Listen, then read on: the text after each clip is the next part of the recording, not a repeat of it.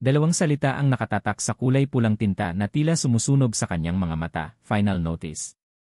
Nanginginig ang kamay ni Arabella Castillo habang hawak ang papel. Isang kapirasong papel na may kapangyarihang magwasak sa lahat ng natitira sa kanila. Ilang linggo na lang, ilang araw, at ang bahay na ito, ang tanging kanlungan ng kanyang pamilya, ay mawawala na sa kanila. Ang bawat letra sa papel ay tila isang pako na ibinabaon sa kanyang dibdib, malamig at walang awa. Kasabay ng pagyanig ng kanyang mga kamay ay ang mahinang pag-ubo na nagmula sa silid ng kanyang ina. Isang tunog na mas masakit pa sa anumang salita sa papel na yon. Ang ubo ni Nanay Elena. Isang paalala ng mga gamot na hindi na nila mabili, ng check-up sa doktor na palagi na lang nilang ipinagpapaliban. Napapikit si Ara ng mariin. Ang bigat. Ang bigat-bigat sa kanyang balikat. Siya ang panganay. Siya dapat ang sandalan. Ngunit ngayon, pakiramdam niya ay siya mismo ang unang babagsak. Ang dating karangyaan ng mga Kastilyo, ang mga alaala ng malalaking handaan at mamahaling sasakyan, ay isa na lang malayong panaginip. Ang tanging gising sa kanya ngayon ay ang mapait na katotohanan ng kahirapan. Biglang tumunog ang kanyang lumang cellphone. Halos mapatalon siya sa gulat. Isang hindi rehistradong numero ang tumatawag. Sa gitna ng kanyang pag-aalinlangan, sinagot niya ito. Baka sakaling isa ito sa mga ina-applyan niyang trabaho. Hello, sagot niya, sinubukang gawing matatag ang kanyang boses. Is this Elna Arabella Castillo? Tanong ng isang boses ng babae sa kabilang linya. Profesional ang tono, malamig. Yes, this is she. My name is Cynthia, Executive Assistant from Montenegro Corp. May I ask if you are available for a special job interview with our Alindro Montenegro within the hour? Montenegro Corp. Napaatras si Ara. Ang pinakamalaking korporasyon sa bansa. Ang pangalan pa lang ay nangangahulugan na ng kapangyarihan at yaman. Anong kinalaman nila sa isang tulad niya?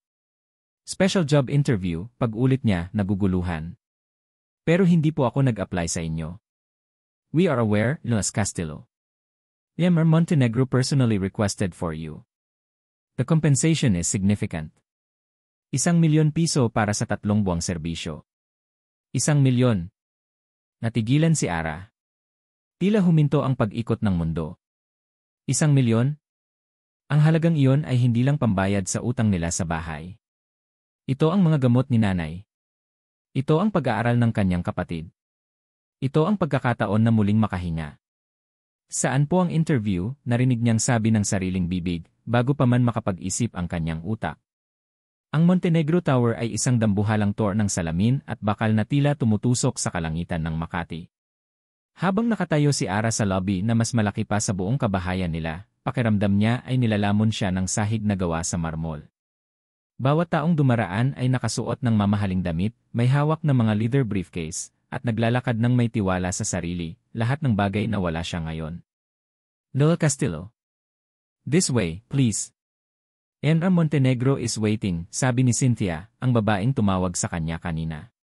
Iginya siya nito papasok sa isang private elevator. Walang ibang pindutan kundi ang EEA para sa penthouse.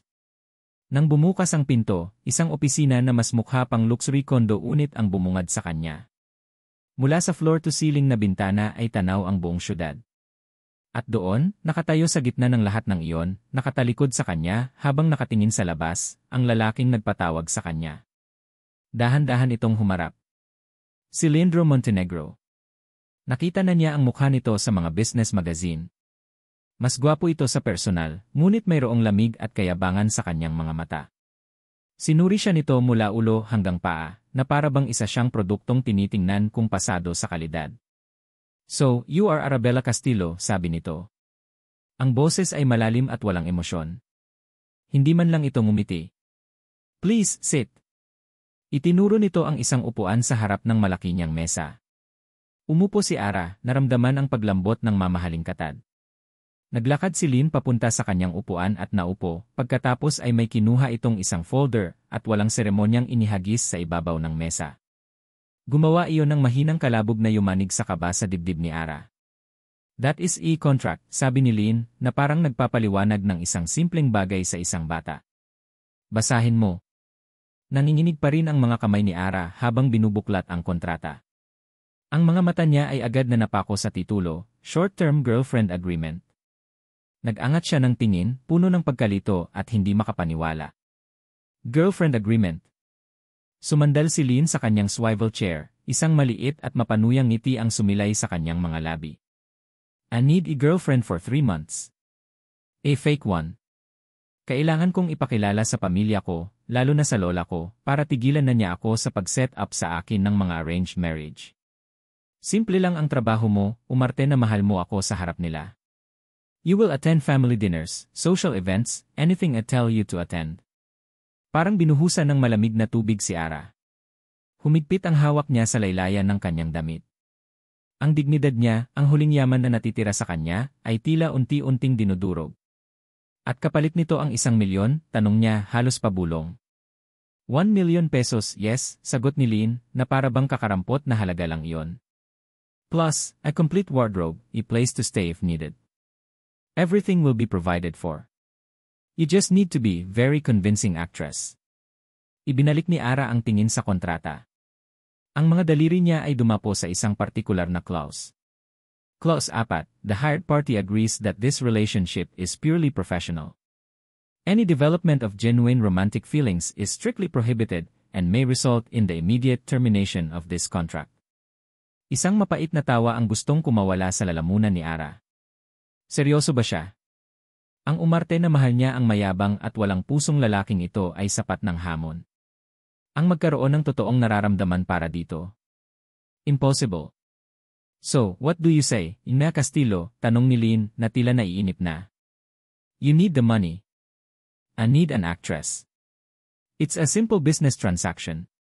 Hindi nakasagot si Ara. Tumayo siya, kinuha ang kanyang luma at gasgas ng bag at tumalikod. Pag-iisipan ko, sabi niya, bago nagmamadaling lumabas ng opisina, hindi na hinintay pa ang sagot nito. Pakiramdam niya ay hindi na siya makahinga. Habang naglalakad siya pauwi, sa gitna ng maingay at magulong mga kalsada ng Maynila, ang imahe ng marangyang opisina ni Lynn ay sumasalungat sa mga gusaling kupas at mga taong pagod na nakikita niya. Ang mundo niya at ang mundo nito ay magkaibang magkaiba. Pagdating niya sa bahay, naabutan niya ang kanyang ina na naghahain ng hapunan, isang maliit na isdang pinirito at kanin. Nakangiti ito sa kanya, pero kitang-kita ni Ara ang pagod sa mga mata nito. Sa isang sulok, ang bunso niyang kapatid ay matyagang gumagawa ng assignment sa ilalim ng isang mahinang ilaw. Biglang umubo ulit ang kanyang ina. Sa sandaling iyon, naglaho ang lahat ng kanyang pag-aalinlangan, ang kanyang pride, ang kanyang takot. Ang tanging nakikita na lang niya ay ang mga mukha ng pamilya niya. Ang kanilang mga pangangailangan. Ang kanilang kinabukasan. Kinuha niya ang kanyang cellphone. Nanginginig ang kanyang daliri habang tinatype ang numero ni Cynthia. Huminga siya ng malalim, ipinikit ang kanyang mga mata, at pinindot ang call button. Makalipas ang 1 oras, muli siyang nasa penthouse office ni Leandro Montenegro. Tahimik. Walang salitaan. Inilapag ni Lynn ang kontrata sa mesa, kasama ang isang fountain pen. Kinuha iyon ni Ara. Ang bigat ng panulat ay parang bigat ng desisyon niya. Isang huling, malalim na hininga. Pagkatapos ay inilapat niya ang dulo ng panulat sa papel at isinulat ang kanyang pangalan. Arabella Castillo. Ang itim na tinta ay malinaw na tumatak sa papel, isang permanenteng marka, isang kasunduang hindi na mababawi. Nag-angat siya ng tingin at sinalubong ang malamig na mga mata ni Leandro Montenegro. Isang malamig na determinasyon ang pumalit sa kaba sa kanyang dibdib. Simula ngayon, pag-ari mo na ang oras ko, Yim.A. Montenegro, sabi niya, ang boses ay matatag at walang bahid ng anumang emosyon. Pero hindi ang puso ko. Naiinis si Leandro Montenegro. Ito ang dapat na oras niya para pag-aralan ang proposal para sa bagong resort sa Palawan. Pero sa halip, narito siya sa isang high-end boutique sa Greenbelt, nakatayo na parang isang estatwa habang pinapanood ang isang babaeng hindi niya kilala na sukatin ang sandamakmak na damit. Tiningnan niya ang kanyang Patek Philippe watch. 10 minuto na itong nagsusukat sa loob ng dressing room. 10 minutong nasasayang sa buhay niya. Ang buong ideyang ito ay katawa-tawa. Isang kontrata. Isang peking girlfriend. Lahat para lang patahimikin ang kanyang lola Elvira. Pero habang tumatagal, mas lalo siyang naiinis hindi lang sa sitwasyon, kundi sa sarili niya. Bakit hindi na lang niya kayang harapin ang kanyang lola? Dahil alam niya ang sagot. Dahil si Donna Elvira Montenegro ay hindi basta-basta hinaharap. "Sir, okay na po," sabi ng sales attendant na nakangiti sa kanya. Bumukas ang kurtina ng dressing room. At sa isang saglit, ang lahat ng inis sa sistema ni Lynn ay biglang naglaho, napalitan ng isang bagay na hindi niya inaasahan. Nakatayo doon si Arabella Castillo, suot ang isang simple, ngunit eleganteng emerald green na evening gown. Ang damit ay tila isinadyang yakapin ang bawat kurba ng kanyang katawan sa paraang hindi bastos, kundi sopistikado. Ang kulay nito ay lalong nagpalitaw sa kanyang maputing balat. Ang buhok niyang kanina'y nakapusod lang ay nakalugay na ngayon, bumabagsak sa kanyang mga balikat na parang sutla. Natigilan si Lynn. Tila huminto ang paghinga niya. Ang babaeng pumasok sa opisina niya kahapon, na may bakas ng desperasyon sa mga mata at suot na kupas na bestida, ay wala na. Ang nasa harap niya ngayon ay isang babaeng may angking ganda at tindig na kayang makipagsabayan sa kahit sinong socialite sa Maynila. Naramdaman niyang may kumiliti sa kanyang dibdib, isang damdaming hindi pamilyar at hindi niya gusto. Agad niyang iwinaksi iyon. Binalik niya ang kanyang maskara ng kayabangan. "It's decent enough," sabi niya, sinadyang gawing walang gana ang boses. "We'll take it and everything else she tried on ipadala niyo na lang sa kondo ko." Nakita niya ang bahagyang pag-igting ng panga ni Ara sa salamin. Hindi ito nagsalita, pero alam ni Lynn na narinig nito ang kanyang sinabi. Pumasok ito muli sa dressing room. Mas mabuti na to, isip ni Lynn. Kailangang manatiling malinaw ang linya sa pagitan nila. Siya ang boss. Ito ang empleyado. Trabaho lang to. Habang binabaybay ng kanyang sasakyan ang daan papunta sa Forbes Park, binalot sila ng katahimikan. Si Lynn ang unang bumasag dito. "May mga dapat kang tandaan," panimula niya, ang mga mata ay nakatuon sa daan. "And my Lola is sharp. She will ask about your family. Just tell her your father was a businessman who passed away and your mother is a homemaker. Vague but respectable." "Paano kung tanungin niya kung anong business?" sagot ni Ara, ang boses ay kalmado. "Tell her it was in real estate. Maliit na kumpanya lang. Nalugi. At kung tanungin niya ang pangalan ng company." Napatingin si Lynn sa kanya. May talas sa mga mata ni Ara na wala doon kahapon. "Bakit ang dami mong tanong?" "Just follow the script." Isang maliit na ngiti ang sumilay sa labi ni Ara, isang ngiting hindi umabot sa kanyang mga mata. "Gusto ko lang siguraduhin na magaling akong artista, yung Montenegro. Iyon naman ang binabayaran niyo, hindi ba? Ang pagiging isang convincing actress." Natigilan si Lynn sa sinabi nito. May punto siya. Pero ang paraan ng pagkakasabi niya noon, may halong pang-uuyam, ay nakapagpainit ng kanyang ulo. Ang babaeng ito ay hindi pala basta-basta matatakot sa pera o kapangyarihan niya. Mayroon itong tinatagong tapang at pride. "Okay, fine," pagsuko niya. "Just try to look at me like you actually like me. At huwag mo akong tatawaging Montenegro sa harap nila. It's Lynn." "Okay." "Lynn," sabi ni Ara, at sa paraan ng pagbigkas niya sa pangalan niya, parang lasang-laso nito sa kanyang bibig. Ang mansyon ng mga Montenegro ay tila isang palasyo na kinuha mula sa isang lumang pelikula sa Europa. Pagpasok pa lang nila, sinalubong sila ng mga katulong na nakayuko. Sa dulo ng grand staircase, naghihintay ang isang babaeng nasa mga 70 anyos, nakasuot ng itim na damit at perlas. Kahit sa kanyang edad, kitang-kita ang talas at otoridad sa kanyang tindig. Si Donna Elvira Montenegro. Sa tabi nito ay isang magandang babae na halos kasing edad ni Lynn, nakangiti ng matamis, ngunit ang mga mata ay puno ng kalkulasyon. Si Katrina Velasco. Ang babaeng gustong ipakasal sa kanya ng kanyang lola. "Lindro, iho. You're late," sabi ni Donna Elvira, ang boses ay malamig na parang yelo. Ang mga mata nito ay lumipat kay Ara, sinusuri ito mula ulo hanggang paa. "And you must be the new friend." "Lola, Katrina, this is Arabella Castillo." "Ara, hindi grandmother, Donna Elvira, and a family friend, Katrina Velasco," pakilala ni Lynn, sinubukang maging kaswal. "It's a pleasure to meet you, Donna Elvira, Ina Velasco," sabi ni Ara, ang boses ay magalang. "Castillo," pag-uulit ni Katrina, na may halong pagtataka sa boses. "I don't think I've heard of your family." Bago pa man makasagot si Ara, sumingit na si Donna Elvira. "Halina kayo. Let's not keep the food waiting." Ang hapunan ay isang pagsubok ng katatagan. Ang bawat tanong ni Donna Elvira ay parang isang patibong. So, Hija, what does your family do? Tanong ng matanda habang hinihiwa ang kanyang steak. My father was in real estate, ma'am, sagot ni Ara nang hindi nagbabago ang ekspresyon. He passed away a few years ago. Little mother stays at home.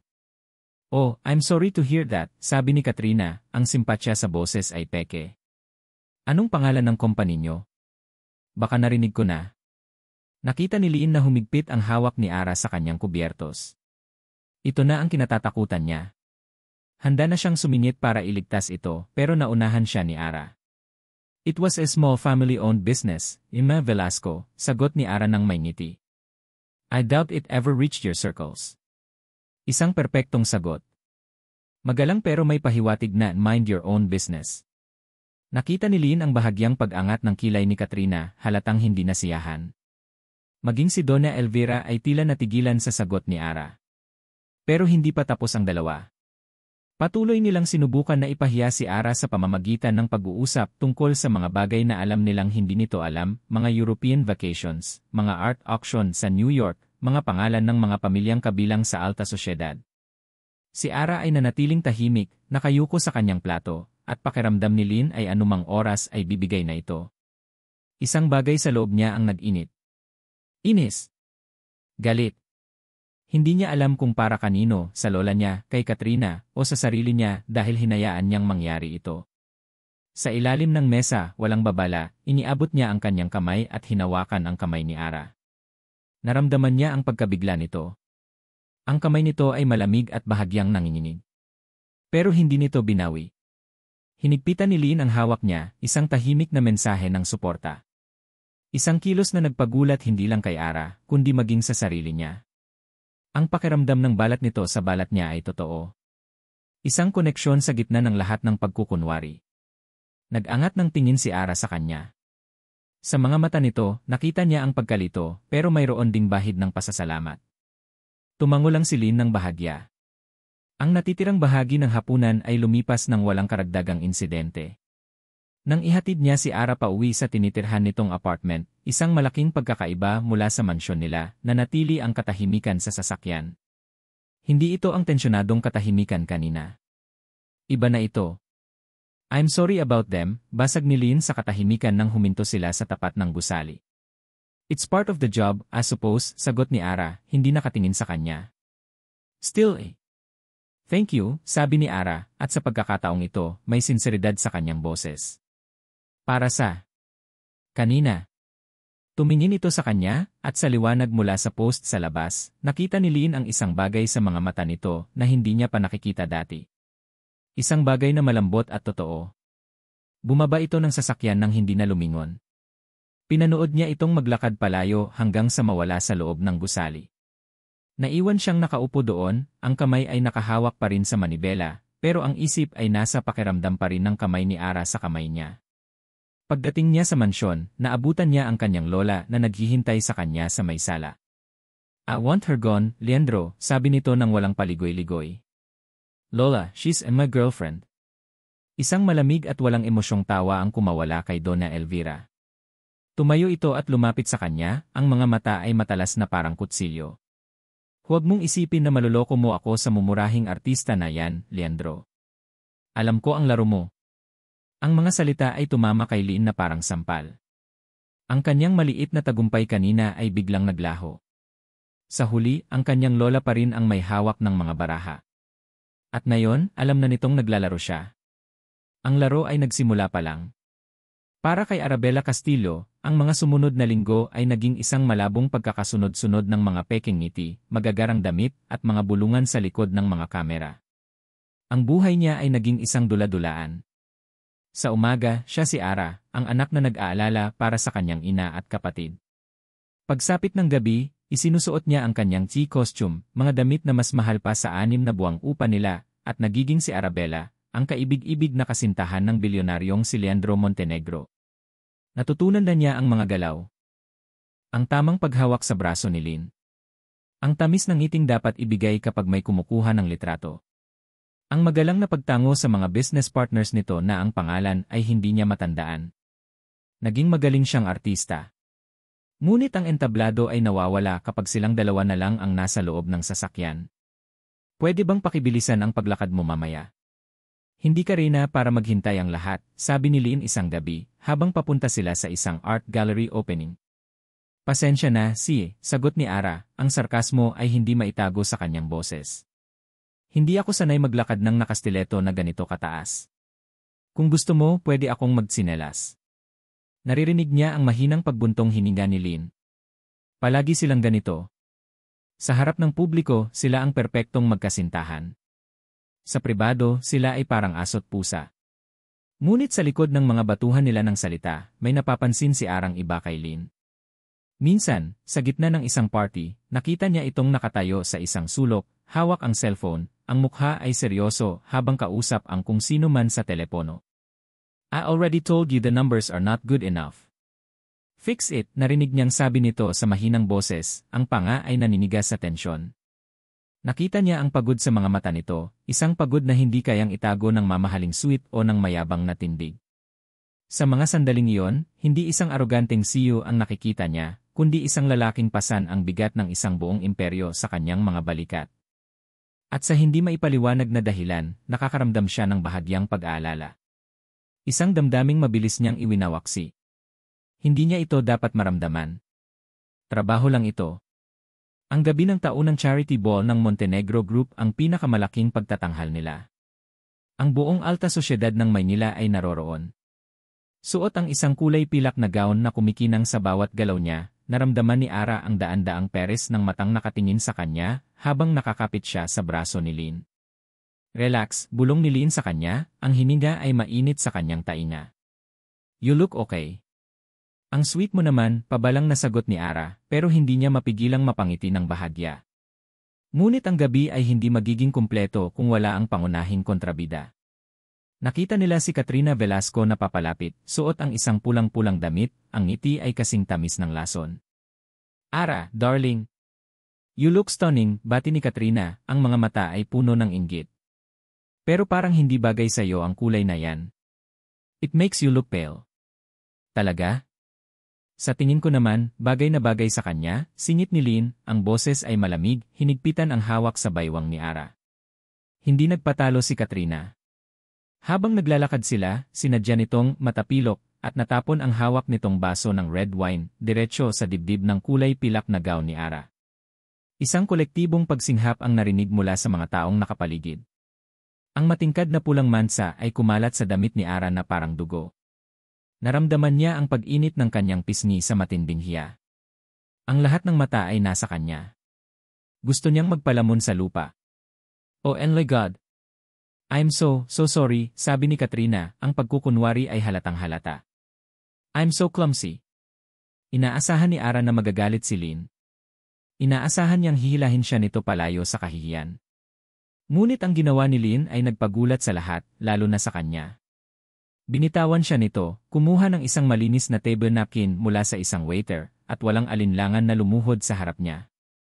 Sa gitna ng ballroom, sa harap ng lahat ng mayayaman at makapangyarihang tao, ang dakilang si Leandro Montenegro ay lumuhod.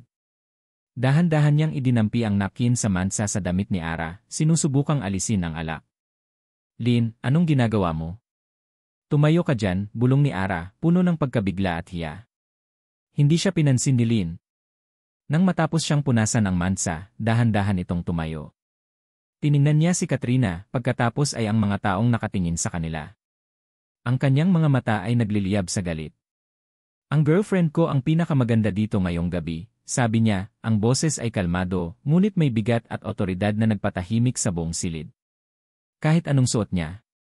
Hinawakan niya ang kamay ni Ara at marahang hinila palayo sa mga usisero, iniwan si Katrina na nakanganga at hindi makapaniwala. Walang nagsalita sa kanila sa biyahe pauwi.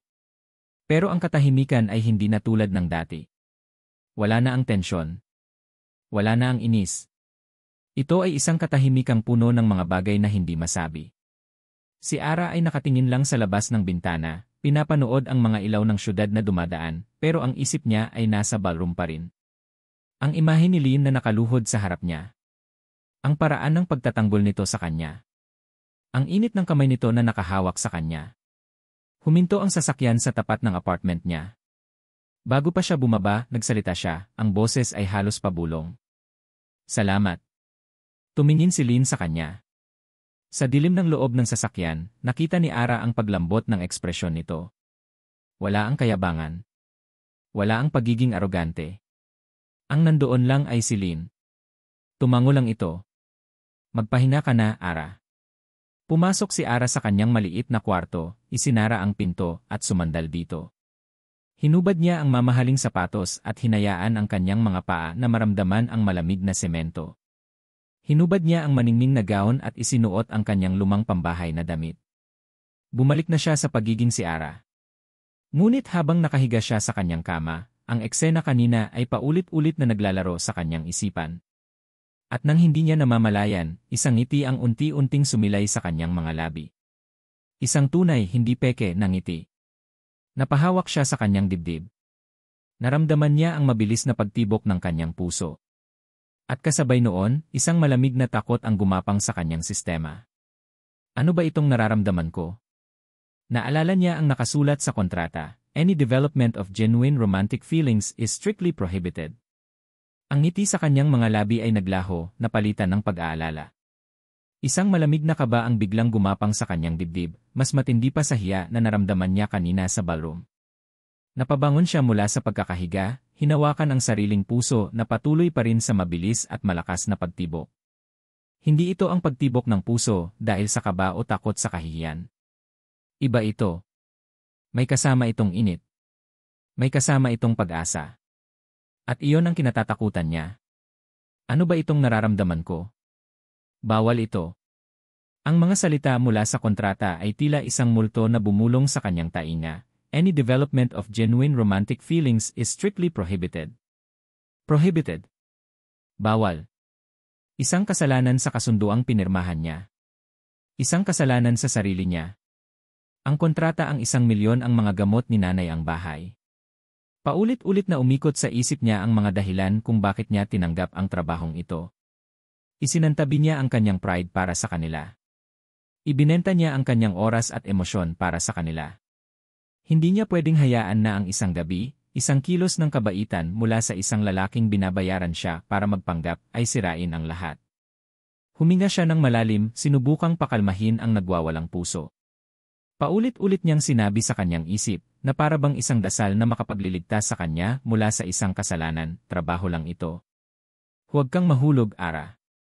Huwag na huwag. Ngunit habang nakapikit siya, ang tanging nakikita niya ay ang mga mata ni Leandro Montenegro, hindi ang malamig at mayabang na mga mata ng kundi ang mga matang nag-aalala at nagtatanggol na nakita niya kanina. At alam ni Ara sa kaibuturan ng kanyang puso na huli na ang lahat. Nahuhulog na siya. Simula noong gabi ng charity ball, may nagbago sa pagitan nila ni Lin. Nawala na ang mga maaanghang na salita at sarkastikong komento. Napalitan iyon ng isang komportableng katahimikan, ng mga palihim na sulyap at ng mga ngiting hindi na kailangang pilitin. Para kay Ara, ang bawat araw ay naging isang mapanganib na sayaw sa pagitan ng pagkukunwari at ng katotohanang unti-unting nabubuo sa puso niya. Nagsimulang tratuhin siya ni Lin ng iba. Minsan, habang naghihintay sila sa isang event, aabutan siya nito ng kape, baka kailangan mo to, sasabihin nito nang hindi nakatingin sa kanya. Sa mga family dinner, kapag nakikita nitong pinagtutulungan na naman siya ni Donna Elvira at ni Katrina, ito na mismo ang nag-iba ng usapan o nagyayaya sa kanyang mamasyal sa hardin. Maliliit na bagay lang, pero para sa pusong uhaw sa kalinga, ang maliliit na bagay na yon ay parang ulan sa gitna ng tagtuyot. At si Ara, sa kabila ng paulit-ulit na paalala sa sarili, ay hinayaan ang kanyang sarili na malunod. Isang hapon, walang anumang event o party, bigla na lang siyang sinundo ni Lin. Saan tayo pupunta? Tanong ni Ara, naguguluhan. Wala naman sa schedule natin to. Hindi ito trabaho, sagot ni Lin, isang bihirang ngiti ang sumilay sa kanyang labi. Just come with me.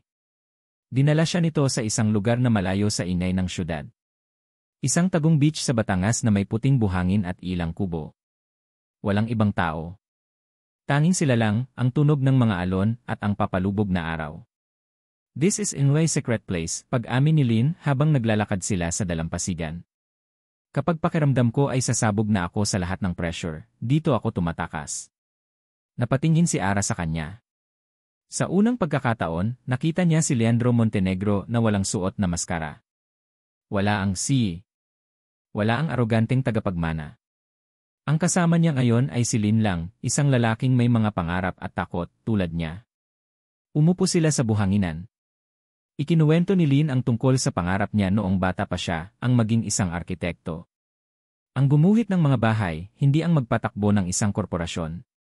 Ikinuwento niya ang bigat ng pagiging isang Montenegro, ang pakiramdam na ang buong buhay niya ay nakaplano na para sa kanya. Ikaw, Ara. Anong pangarap mo? Tanong ni Lin, ang boses ay malambot. Natigilan si Ara. Matagal na niyang ibinaon ang mga pangarap niya. Dati, gusto kong magtayo ng sarili kong backshop. Maliit lang. Yung amoy ng bagong lutong tinapay tuwing umaga. Napangiti siya sa alaala. Pero nagbago na ang lahat. Hindi ibig sabihin na nagbago ang sitwasyon, kailangan ng mamatay ang pangarap, sabi ni Lin, ang mga mata nito ay seryosong nakatitig sa kanya. Dahan-dahan, inabot nito ang kanyang kamay. Ang init ng palad nito ay nagpadala ng kuryente sa buong katawan ni Ara. Ang distansya sa pagitan nila ay unti-unting nawawala. Ang mga mukha nila ay magkalapit na.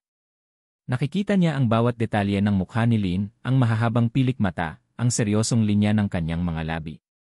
Ang puso ni Ara ay kumakarera, isang halo ng takot at pananabik. Ito na. Hahalikan na siya nito.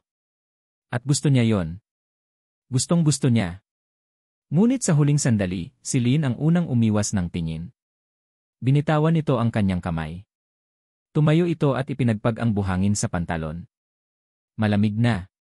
We should go, sabi nito, ang boses ay biglang naging formal ulit.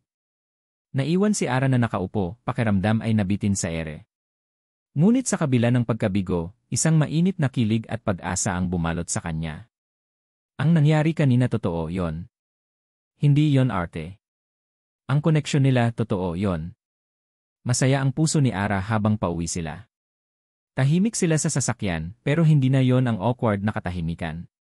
Para itong isang pangunawa na hindi na kailangan ng salita. Hinatid siya ni Lin sa tapat ng apartment. Good night, Ara, sabi nito. Good night. Lin, sagot niya, idiniin ang pangalan nito. Masaya siyang pumasok sa gusali. Sa kanyang kamay, hawak niya ang isang maliit na kabibe na pinulot nila kanina, isang alaala ng hapong iyon. Parang lumulutang siya sa alapaap. Ang kontrata, ang mga problema, lahat ay panandaliang naglaho. Ang tanging nararamdaman niya ay pag-asa. Pagdating niya sa tapat ng pinto ng apartment nila, narinig niya ang boses ng kanyang ina mula sa loob, nakikipag-usap sa telepono. Hiha, salamat sa tulong mo eh. Napangiti si Ara. Akala niya ay kausap nito ang isang kamag-anak. Dahan-dahan niyang binuksan ang pinto para hindi makagawa ng ingay. Ngunit hindi pala sa pinto ng apartment nila nanggagaling ang usapan. Sa katabing unit. Ang pinto nito ay bahagyang nakabukas. At ang boses hindi iyon boses ng kanyang ina. Iyon ay boses ni Leandro Montenegro. Natigilan si Ara, ang kamay ay nanigas sa doorknob. Bakit narito ang boses ni Lin? Lumapit siya ng bahagya sa nakabukas na pinto ng katabing unit, ang puso niya ay biglang nagsimulang kumabog ng mabilis. Relax ka lang, Marco, narinig niyang sabi ni Lin, at may kasama itong mahinang tawa. Ang tawang iyon ay parang isang suntok sa sikmura ni Ara. Kasama ko siya kanina. Dinala ko sa Batangas. Konting drama, di ba? Para mas kapani-paniwala. Marco. Ang matalik na kaibigan ni Lin. Ang isa sa mga kasosyo nito sa kumpanya. Narinig ni Ara ang mahinang tunog mula sa speaker ng cellphone. Bro, sigurado ka ba dyan? Baka mamaya, totohanin mo na yan, ha? Isang mas malakas na tawa ang isinagot ni Lin, isang tawang puno ng kayabangan na akala ni Ara ay hindi na niya maririnig ulit. Ano ka ba? Trabaho lang to, bayad siya para umarte, at magaling siyang artista. I'll give her that. Effective. Maging si Lola, medyo naniniwala na. Just a few more weeks, and this will all be over. Makukuha ko na ang gusto ko, at makukuha na rin niya ang bayad niya. Everybody wins. Bawat salita ay parang isang patalim na direktang tumusok sa puso ni Ara. Ang init ng kilig na naramdaman niya kanina ay biglang napalitan ng nanunuot na lamig. Ang pag-asang bumalot sa kanya ay biglang naging isang mabigat na kadena na humihila sa kanya pababa. Bayad siya para umarte. Magaling siyang artista. Trabaho lang to. Ang lahat ng nangyari kanina sa beach, ang mga kwento, ang paghawak ng kamay, ang muntik ng halik, lahat ay kasama sa dula-dulaan. Isa siyang tanga.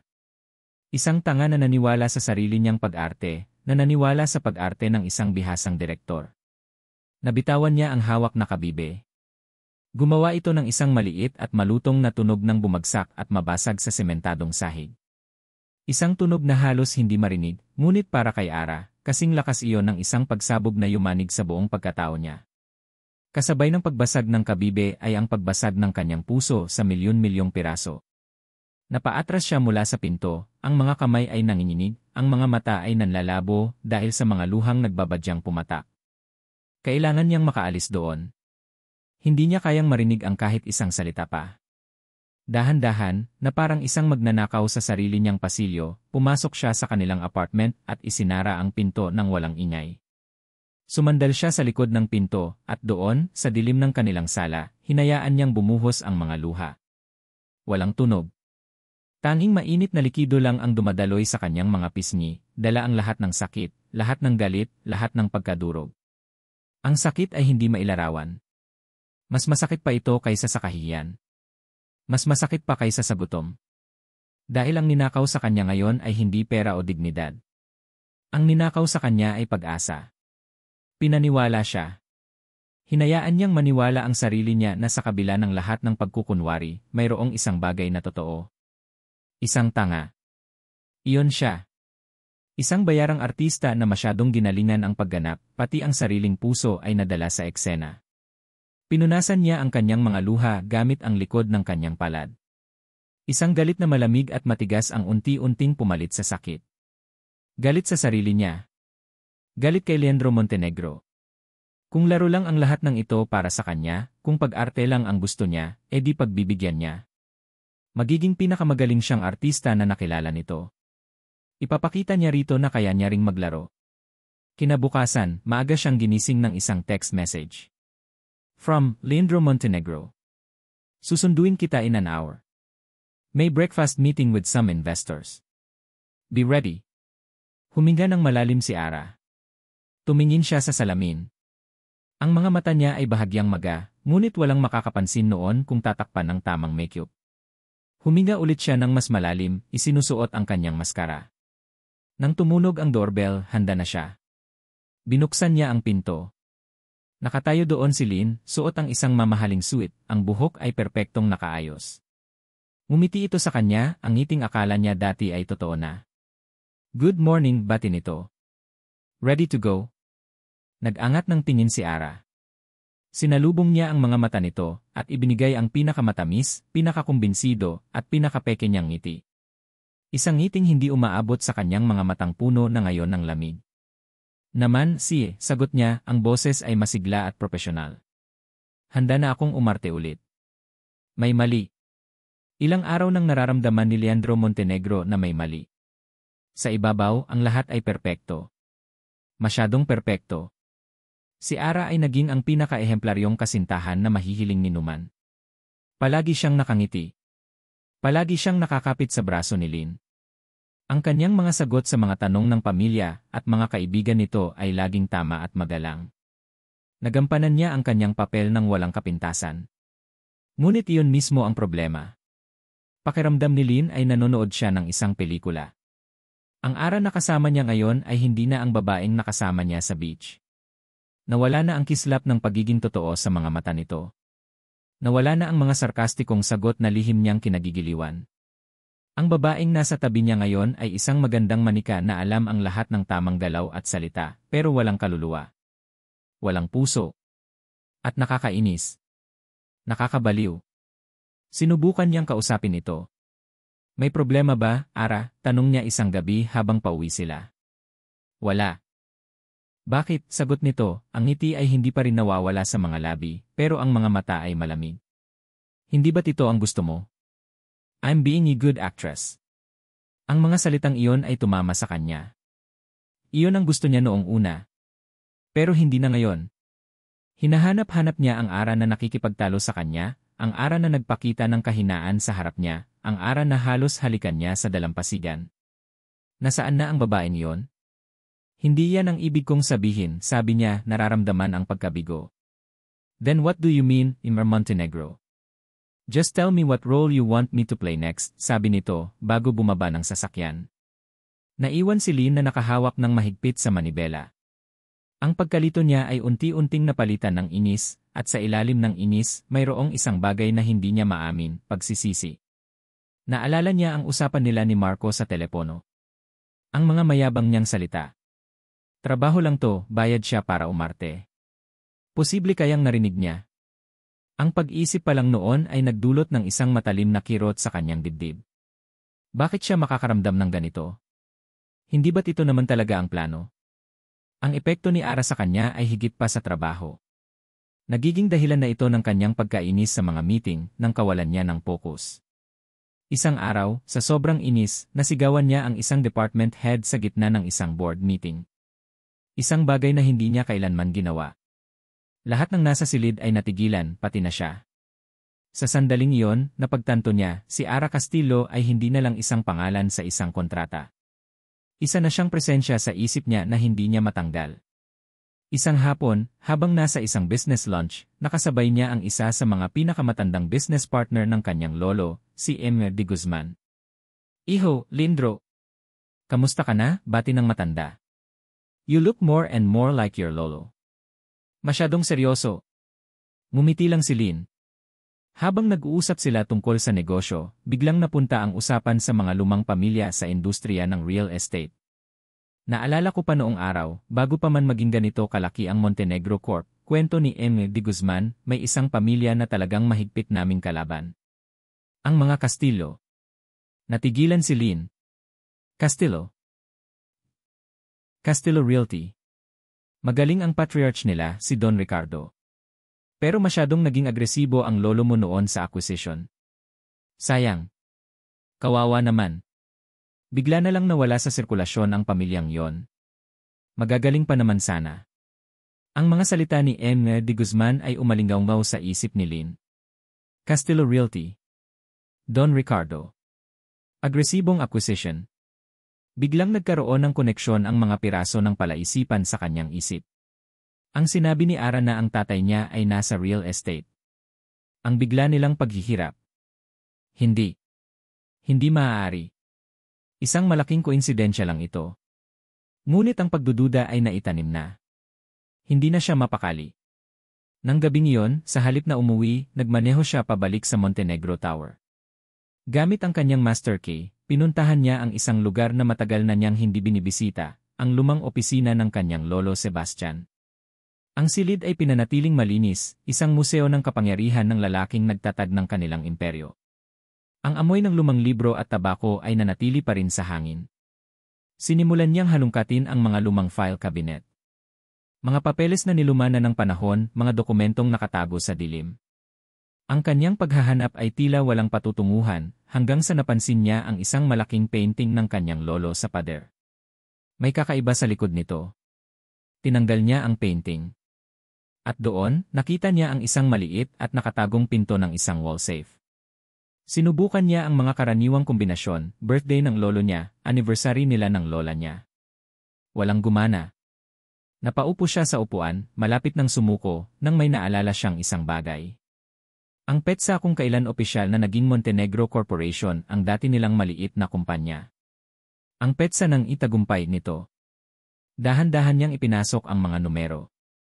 Isang C-click. Bumukas ang pinto ng safe. Nanginginig ang kamay ni Lynn habang kinukuha ang nag-iisang folder sa loob. Ang nakasulat sa labas, sa sulat kamay ng kanyang lolo, ay dalawang salita, Castillo Realty Acquisition. Binuksan niya ang folder. Ang laman noon ay hindi lang mga legal na dokumento ng isang business takeover. Naroon ang mga liham, mga ulat mula sa mga private investigator, mga papeles na nagpapatunay ng isang sistematikong pagsabotahe. Isang plano para pabagsakin ang Castillo Realty mula sa loob para mabili ito sa pinakamababang halaga. Isang hostile takeover. Isang maruming laro. At sa huling pahina, sa isang deed of sale na naglilipat ng lahat ng asset ng Castillo Realty sa Montenegro Corp, nakita niya ang pirma. Ang pirma ng tatay ni Ara, si Don Ricardo Castillo.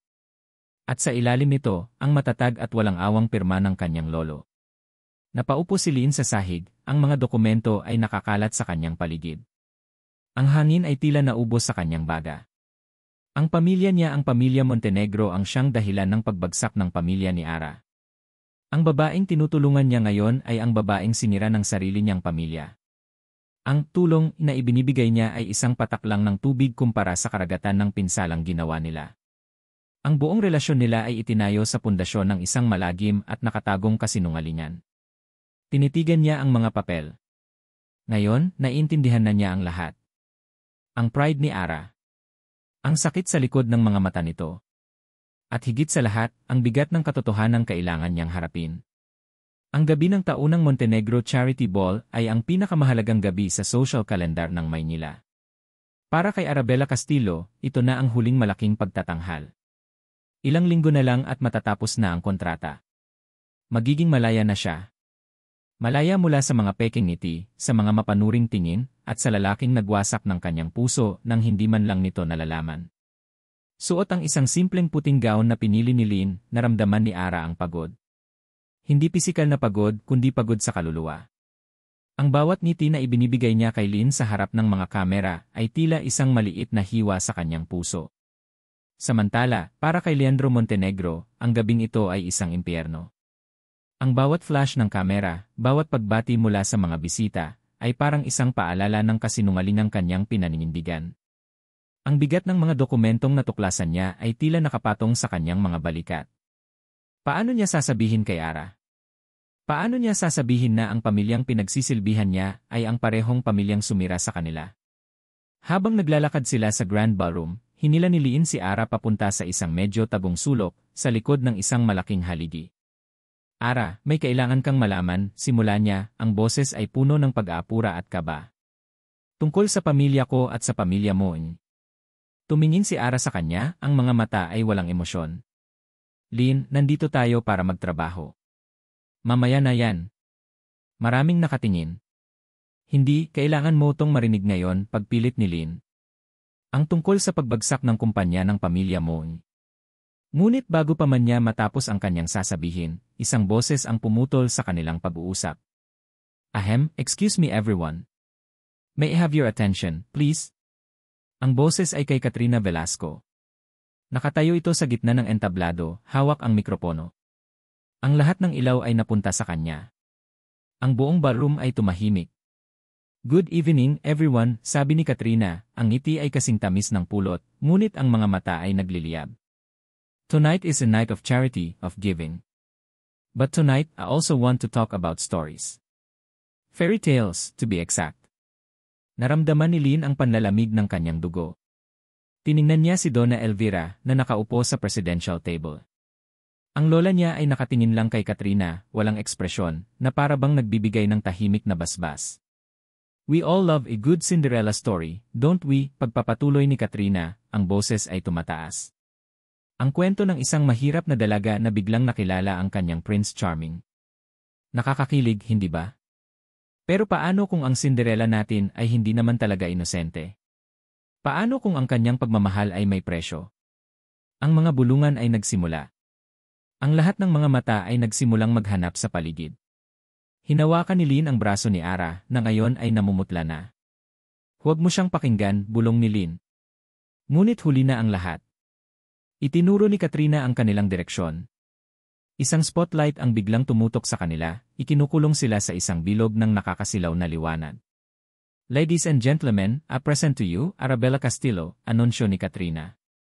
Ang babaeng binayaran ng ₱1,000,000 para magpanggap na kasintahan ni Leandro Montenegro. Isang malakas na pagsinghap ang pumuno sa buong ballroom, sinundan ng nakabibinging katahimikan, at pagkatapos ay isang pagsabog ng mga lungan at pag-flash ng mga kamera ng cellphone. Naramdaman ni Ara na gumuho ang sahig sa ilalim ng kanyang mga paa. Ang bawat tingin, bawat bulong, ay parang isang karayom na tumutusok sa kanyang balat. Nakatayo siya roon, nakakulong sa liwanag, nakahubad ang kanyang sikreto sa harap ng buong mundo.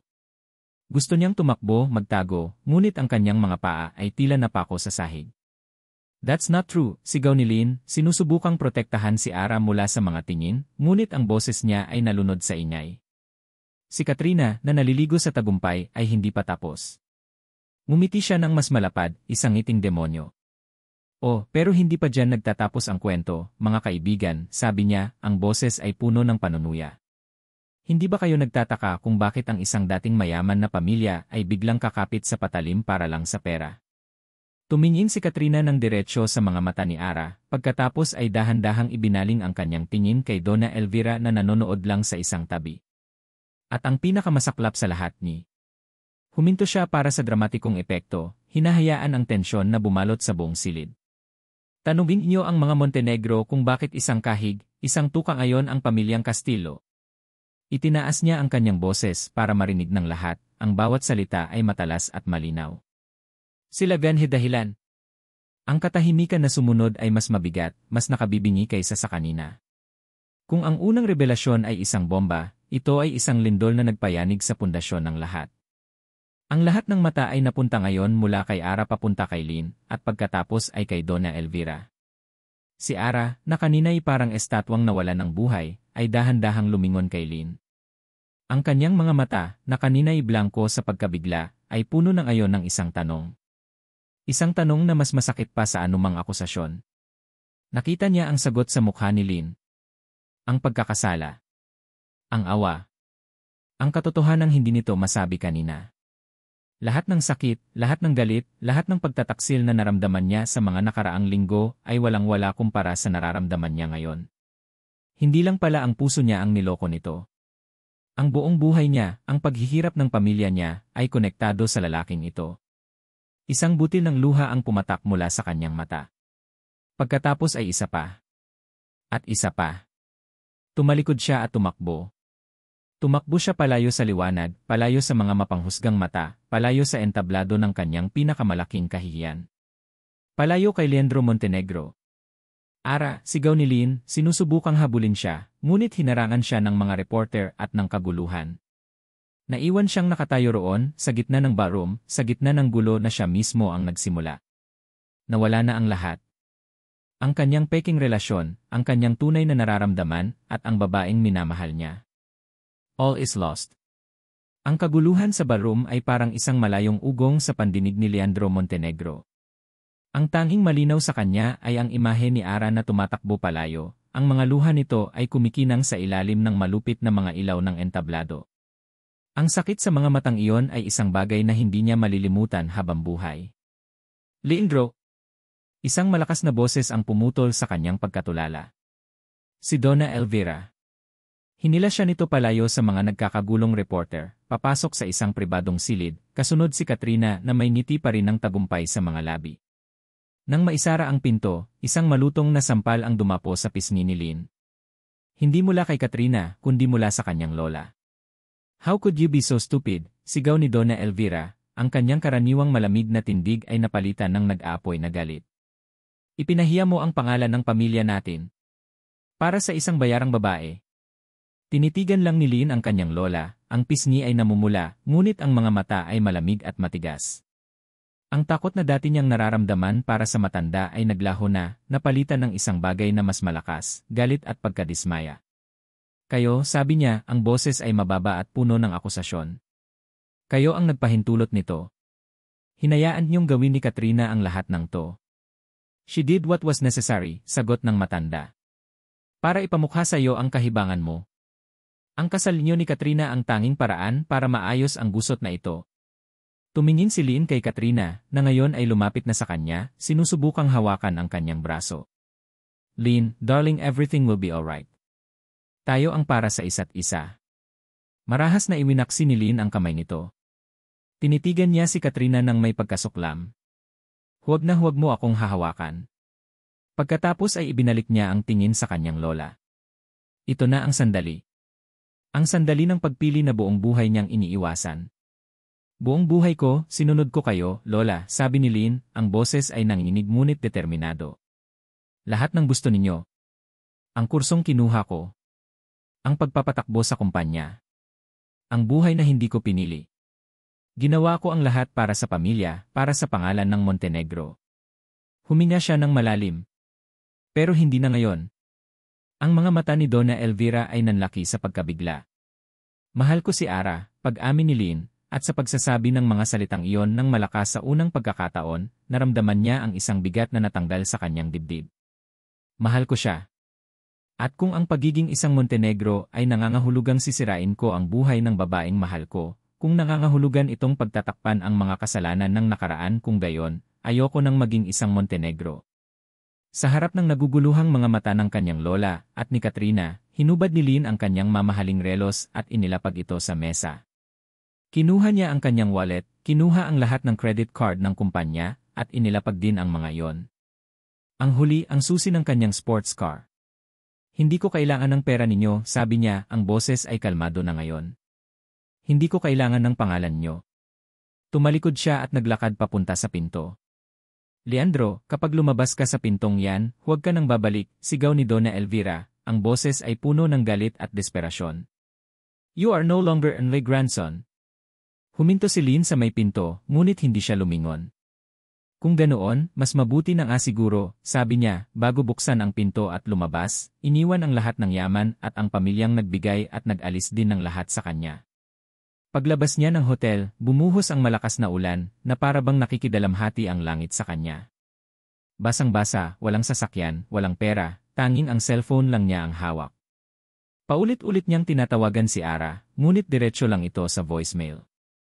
Desperado. Iyon ang nararamdaman niya. Sa unang pagkakataon sa kanyang buhay, naramdaman niya ang kawalan ng kapangyarihan. Walang magagawa ang pera. Walang magagawa ang koneksyon. Ang tanging kailangan niya ay wala sa kanya. Nagsimula siyang maglakad sa ilalim ng malakas na ulan. Isang destinasyon lang ang nasa isip niya. Nagpara siya ng taxi. Saan po tayo, sir? Tanong ng driver. Ibinigay niya ang address ng apartment ni Ara, isang lugar na kabaligtaran ng Forbes Park, ngunit sa sandaling iyon lang ang lugar na gusto niyang puntahan sa buong mundo. Ang biyahe ay tila walang katapusan. Ang bawat patak ng ulan sa bintana ng taxi ay parang isang segundong nasasayang. Paano kung umalis na si Ara? Paano kung hindi na niya ito makita? Nang sa wakas ay makarating sila, nagmamadali siyang bumaba. Hindi niya inalintana ang malakas na ulan. Tumakbo siya papasok sa gusali, paakyat sa hagdanan, ang puso ay kumakarera sa kanyang dibdib. Nakarating siya sa tapat ng pinto ng apartment ni Ara. Nakita niyang bahagyang nakabukas ito. Dahan-dahan, itinulak niya ito. Ang nakita niya sa loob ay nagpadurog sa natitira pa sa kanyang puso. Nakatayo doon si Ara sa gitna ng maliit na sala. Sa harap niya ay isang luma at bukas na maleta. Isa-isa niyang inilalagay ang kanyang mga damit sa loob. Ang kanyang mga balikat ay nanginginig. Ang kanyang mukha ay basang-basa ng luha. Malinaw na naghahanda siyang umalis. Naghahanda siyang tumakas. Ara ni. Ang boses ni Lynn ay halos hindi lumabas, isang mahinang bulong na puno ng sakit at pagsisisi. Dahan-dahang lumingon si Ara. Nang makita siya nito, ang kalungkutan sa mga mata nito ay napalitan ng galit, isang malamig, matigas na galit na mas masakit pa kaysa sa isang sampal. Ang galit sa mga mata ni Ara ay parang isang pader na yelo, at sa sandaling iyon, mas gugustuhin pa ni Lynn na sampalin siya nito kaysa tingnan ng ganoon. Anong ginagawa mo dito? Tanong ni Ara. Ang boses ay walang buhay, ngunit bawat salita ay may bigat. Hindi pa ba sapat ang ginawa ninyo? Tapos na ang palabas. Pwede ka nang umalis. Tumayo siya roon, basang-basa ng ulan, ang mamahaling suit ay lukot at walang kwenta. Pakiramdam niya ay isa siyang dayuhan, isang kaaway na nakapasok sa teritoryo nito. Ara, please pakinggan mo ako, pakiusap niya. Isang mapait na tawa ang kumawala sa mga labi ni Ara. Pakinggan? Ano pa ba ang dapat kong marinig, Lynn? Na ang lahat ng paghihirap ng pamilya ko, ang pagkamatay ng tatay ko sa sama ng loob, ay dahil pala sa kasakiman ng pamilya mo. At ikaw, nilapitan mo ako, binigyan mo ako ng pera na para bang isang limos, para lang paglaruan ang damdamin ko. Para ano? Para pagtakpan ang kasalanan nyo. Hindi, mabilis na sagot ni Lynn. Hindi ko alam, Ara. Nalaman ko lang ang lahat kamakailan lang. Maniwala ka sa akin. Maniwala, umiling si Ara, ang mga luha ay muling dumaloy sa kanyang mga pisngi. Paano ako maniniwala sa isang tulad mo? Ang buong relasyon natin ay isang malaking kasinungalingan. Mula sa kontrata, hanggang sa mga ngiti mo, hanggang sa paghawak mo sa kamay ko. Lahat yon ay kasama sa bayad, hindi ba? Ang bawat salita ay isang berdugo sa puso ni Lynn dahil alam niyang may katotohanan sa mga yon. Hindi niya kayang ipagtanggol ang sarili niya. Hindi niya kayang bawiin ang mga pagkakamali niya. Kaya't ginawa niya ang tanging bagay na alam niyang dapat gawin. Dahan-dahan, lumuhod siya sa sahig. Ang kanyang mga tuhod ay lumagapak sa malamig na semento, sa gitna ng maliit at simpleng sala ni Ara. Hindi ito ang pagkukunwaring pagluhod na ginawa niya sa ballroom. Ito ay totoo. Ito ay isang akto ng lubos na pagsuko. Nagulat si Ara. Napaatras siya ng bahagya.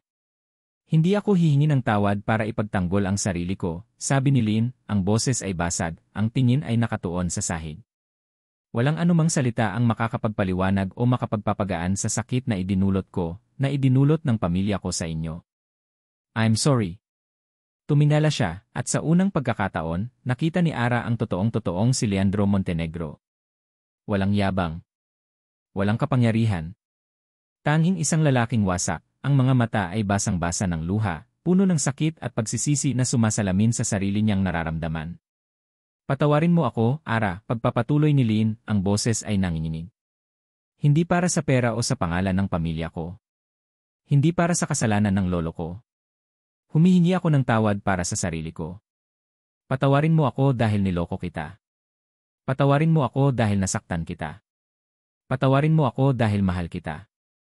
Ang huling dalawang salita ay lumabas na parang isang hininga, isang katotohanang matagal niyang ikinaila, ngunit ngayon ay isinisigaw ng kanyang buong pagkatao. Natigilan si Ara. Ang galit sa kanyang dibdib ay tila isang pader na unti-unting gumuho, at sa ilalim nito ay ang napakalawak na kalungkutan. Nakita niya ang lalaking nakaluhod sa harap niya, hindi ang hindi ang tagapagmana, kundi si Lynn. Ang Lynn na kasama niya sa beach. Ang Lynn na nagtanggol sa kanya. At ang Lynn na sumira sa kanya. Tumayo ka, sabi niya, ang boses ay mahina na. Umiling si Lynn. Hindi. Hanggat hindi mo sinasabing pinapatawad mo na ako. Hindi ganoon kadali yon, Lynn, sabi ni Ara, ang mga luha ay patuloy pa rin sa pag-agos. Ang pamilya mo sinira nila kami. Sinira mo ako. Alam ko, sagot ni Lynn. At hindi ko hinihiling na kalimutan mo yon. Hinding-hindi. Ang hinihiling ko lang ay isang pagkakataon. Isang pagkakataon para ipakita sa iyo na ang pagmamahal ko ay totoo. Wala na sa akin ang lahat, Ara. Iniwan ko na ang pangalan ko, ang pera, ang pamilya ko. Ikaw na lang ang natitira sa akin. Pero kung aalis ka rin tatanggapin ko. Dahil yon siguro ang parusa na nararapat sa akin. Natahimik ang buong silid. Tanging ang tunog ng ulan sa labas at ang kanilang mga hininga ang maririnig. Tinitigan ni Ara ang lalaking nakaluhod sa harap niya. Nakita niya ang katotohanan sa mga mata nito. At sa ilalim ng lahat ng sakit at galit, naramdaman niya ang isang bagay na pilit niyang tinataguan, ang pagmamahal na nararamdaman pa rin niya para dito. Ngayon, malinaw na sa kanya. Ang halaga niya ay hindi nakabase sa pera. Hindi sa nakaraan. Ang halaga niya ay nasa kakayahan niyang tumayo muli, sa kakayahan niyang magpatawad, at sa kakayahan niyang pumili ng sarili niyang kaligayahan. Dahan-dahan siyang lumapit at inilahad ang kanyang kamay. Tumayo ka na, Lynn. Tumingala si Lynn, puno ng pag-asa. Kinuha niya ang kamay ni Ara at dahan-dahang tumayo.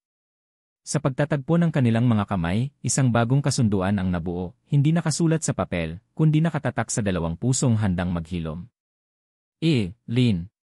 6 na buwan ang lumipas. Ang tunog ng martilyo at lagari ang pumalit sa tunog ng mga stock market report. Ang amoy ng sawdust ang pumalit sa amoy ng mamahaling pabango sa opisina. Nagtatrabaho ngayon si Leandro Montenegro bilang isang junior architect sa isang maliit ngunit respetadong firm. Maliit ang sahod. Mahaba ang oras. Ngunit sa unang pagkakataon sa buhay niya, masaya siya. Tunay na masaya. Tuwing uwian, hindi isang malaking mansyon ang kanyang inuuwian, kundi isang maliit at simpleng apartment na pinagsasaluhan nila ni Ara. Ang apartment ay palaging may amoy ng bagong lutong tinapay o cake. Tinupad ni Ara ang pangarap niya. Nagtayo ito ng isang maliit na online baka shop na unti-unti nang nakikilala. Ang Ara Sweets. Isang gabi, habang nag-aayos siya ng kanyang mga blueprint, may kumatok sa kanilang pinto. Nagkatinginan sila ni Ara. Hindi sila madalas magkaroon ng bisita. Binuksan ni Lynn ang pinto. At natigilan siya. Nakatayo doon si Donna Elvira, hindi suot ang kanyang karaniwang matapang na ekspresyon, kundi isang mukhang pagod at may bahid ng pagsisisi. May hawak itong isang maliit na bayong. Lola, tanging nasabi ni Lynn. Pwede ba akong pumasok, iho? Tanong ng matanda. Pinapasok niya ito. Inilapag ni Donna Elvira ang bayong sa kanilang maliit na mesa. Sa loob, mayroong isang kahon ng paboritong ensaymada ni Ara at isang sobre. Ito para sa'yo, sabi ni Donna Elvira, iniabot ang sobre kay Ara. Isa itong trust fund na itinayo ng lolo mo para sa pamilya nyo bago pa man mangyari ang lahat. Hindi ko ito ibinigay noon dahil sa pride ko. Patawarin mo ako, Hija. Tiningnan ni Ara ang sobre, pagkatapos ay tumingin siya kay Lynn, at ibinalik ang tingin kay Donna Elvira. Dahan-dahan, itinulak niya pabalik ang sobre. Salamat po, Donna Elvira. Pero hindi na po namin kailangan yan, sabi ni Ara nang may magalang na ngiti. Nagsisimula na po kami sa sarili naming paraan. Sa unang pagkakataon, nakita ni Lynn ang isang tunay na ngiti mula sa kanyang lola, isang ngiti ng paghanga at pagtanggap. Kinagabihan, nakaupo sila ni Ara sa kanilang maliit na balkonahe, pinapanood ang mga ilaw ng syudad. Kinuha ni Lynn ang isang bagay mula sa kanyang bulsa. Isang perpektong hugis na kabibe, makinis at buo. Inilagay niya ito sa palad ni Ara. Para sa ating bagong simula, bulong niya. Ngumiti si Ara, isang ngiting puno ng pagmamahal at pag-asa. Hinawakan niya ng mahigpit ang kamay ni Lynn. Ang kanilang mga daliri ay nagsalikop. Magkasama, handa na silang harapin ang anumang bukas na darating, dala ang isang pag-ibig na sinubok ng kasinungalingan, pinatatag ng katotohanan, at binuo muli sa pundasyon ng pagpapatawad. Ang halaga ng isang tao ay hindi sa kung ano ang mayroon sila, kundi sa kung sino sila kapag nawala na ang lahat. At sa wakas, natagpuan na nila ang kanilang tunay na halaga sa piling ng isa't isa. At dito nagtatapos ang kwento ni Ara at Lynn. Maraming salamat, mahal naming tagapakinig, sa pagsama niyo sa amin sa bawat kabanata ng kanilang paglalakbay. Mula sa isang kontratang puno ng alinlangan, hanggang sa mga ngiting may kasamang luha, at sa huli, sa isang pag-ibig na natagpuan ang tunay nitong halaga sa gitna ng katotohanan at pagpapatawad. Habang isinusulat ko ang kwentong ito, naramdaman ko ang bawat sakit, bawat kilig, at bawat pag-asang pinagdaanan ni Ara at Lynn. Isang paalala na ang buhay ay hindi perpekto, at ang pag-ibig ay hindi laging madali. Minsan, kailangan nating masaktan ng husto para matutunan ang tunay na kahulugan ng pagpapatawad. Minsan, kailangan nating mawala ang lahat para matagpuan ang ating tunay na sarili. Naway ang kwento ni Ara at Lynn ay mag-iwan sa inyo ng isang aral, na ang tunay na yaman ay hindi nasusukat sa pera o sa pangalan, kundi sa tibay ng puso, sa tapang na magmahal muli, at sa pag-asang laging may bagong simula na naghihintay para sa mga hindi sumusuko. Muli, mula sa kaibuturan ng aking puso, maraming salamat sa inyong oras at pakikinig. Hanggang sa susunod nating kwento. Ano ang pinakapaborito ninyong bahagi sa istorya ni Ara at Lynn? Ibahagi ang inyong mga saloobin sa comment section sa ibaba. Gusto naming marinig ang inyong boses.